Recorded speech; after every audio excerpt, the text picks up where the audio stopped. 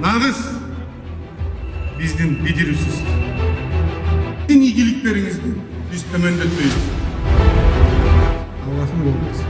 Aman esen olalım. Çoğra.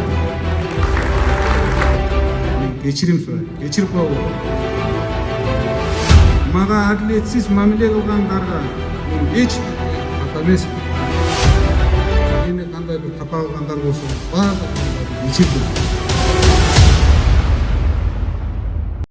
En negizgisi шайлоо процессин таза өткөзсө, ошондо эл шайлайт. Бизнесмен болобу, мамлекеттик чиновник болобу, журналист болобу, же болбосо жөн эле айдоочу болобу, же жанагы үлкөн Европада азыр көп популисттер келип атат, же ал тараптагы адамдар болобу.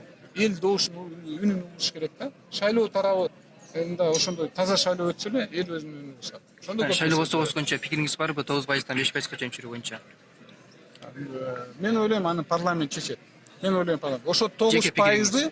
9%, силер билесиңер, конституцияга жана шайлоо мыйзамга 9%ды бирден бир мен колдоп чыкканмын. Сиз ошол эле позициядасыз. 9%дан коркпош керек. 9%дын негизинде биригүү болуш керек.